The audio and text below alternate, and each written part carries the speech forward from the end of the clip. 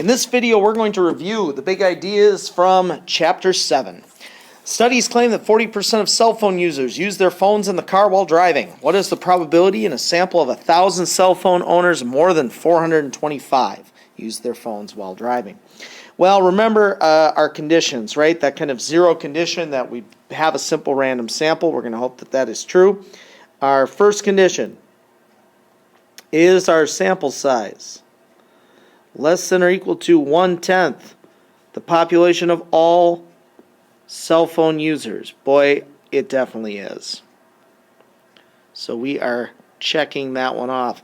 2, 1,000, the sample size multiplied by our proportion, and also 1 minus our proportion. This is 400. This is 600. Please remember to write those answers. Both of them are bigger than 10, so we are all good on our conditions. So now we proceed to our distribution. Our sampling distribution is normal. Okay, that's because of condition 2 that we can assume normality. It will be centered around 0.4. And because of condition 1, we can say that the variability will be 0.4 times 1 minus 0.4 over 1,000. And we're looking at a P of 0.425 and above. Okay, so there is our probability. I've typed it in. Please make sure you remember your format. And let's move on to another problem. The amount of debt that college students leave with is skewed to the right and has a mean of 34,100 with a large standard deviation of 21,250. If a sample of 50 is taken, what is the probability that the average debt is more than 45,000? Again, remember, we're hoping we got a good sample. It was a simple random sample. Our first condition is our sample size less than or equal to 1/10 all college students. Of course it is. There are times where condition 1 you may not know and you may have to kind of make some assumptions, but this one for sure. Now, we added a second condition to sample means yesterday, and that was really the central limit theorem. Okay, and I'm just going to put, you don't have to necessarily write central limit theorem, but I'm just going to say, in this case, our sample size was greater than 30, so we can use the normal curve, regardless of the parent population. Because remember, this parent population we were told it was skewed. That doesn't matter as long as the sample size is large enough. Remember, we looked at some animations and some examples of that as long as the sample size was large, the distribution of sample means was still going to be normally distributed, even if the parent population was not. Okay, so we're going to assume some normality here. We got a normal curve, a mean of 34,100, a standard deviation. Remember, we're doing of sample means. We're going to do square root of 50 here on the bottom, and 45,000 we'll put up here. Okay, so I calculated it. You can see it's 1.4 times 10 to the negative fourth.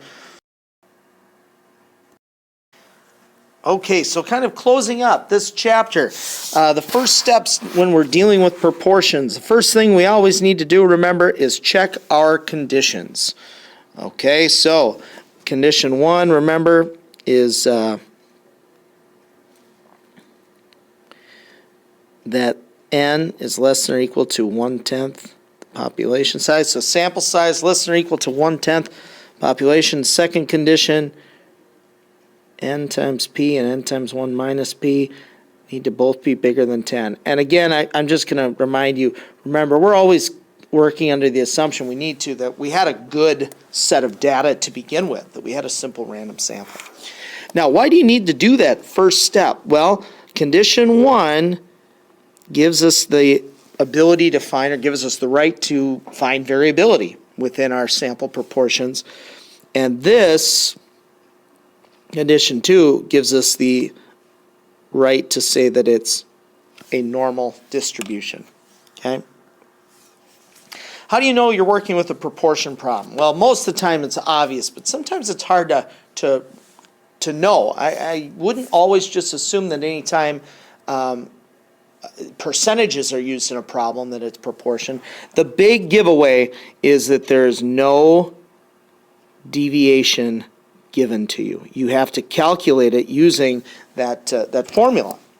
Okay, and I guess an example of, because a lot of times people say, well, I really just can't look and see if it's a percentage.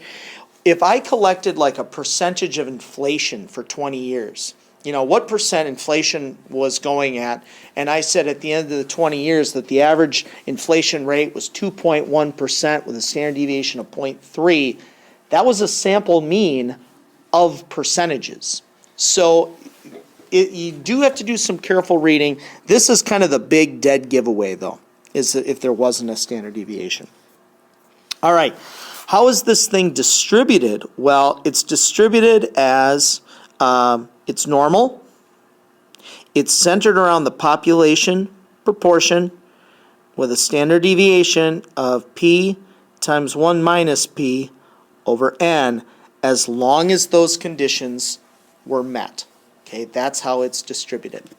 One last thing I want to add that's not on here is, remember, when we think about estimating using a sample to estimate a population, in this case that means our sample proportion is p hat, and we're trying to estimate the population proportion p.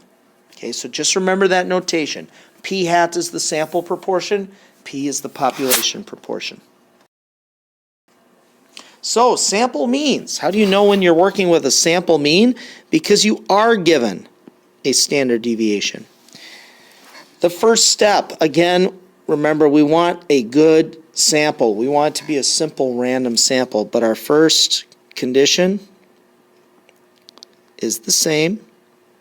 Our second condition is our central limit theorem condition, that our sample size should be bigger than 30 unless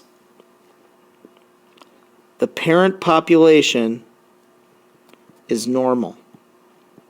Okay, so if we're told, hey, the original distribution, it's heights or something, heights of females, that's a normally distributed thing, and I took a sample of 20. You could assume sample means are normally distributed because the parent population was normally distributed.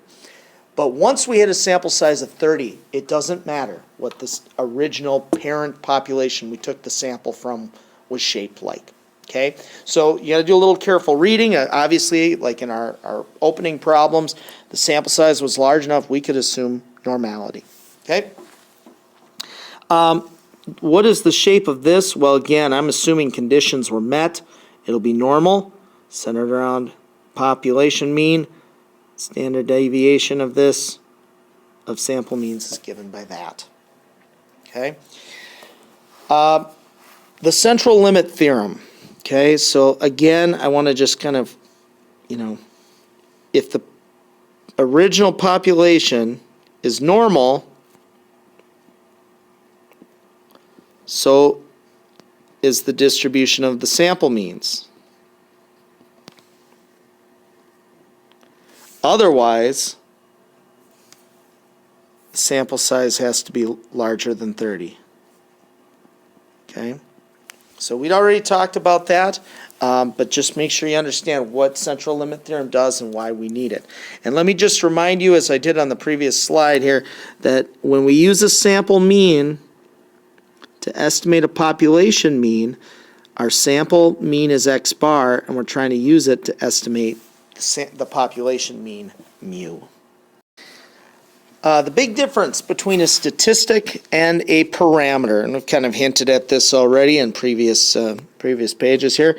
A statistic comes from a sample, and a parameter comes from a population. So we usually use a statistic to estimate a parameter. The big idea in dealing with sampling distributions, the big idea here is that a sample or a statistic has less variability than individual observations.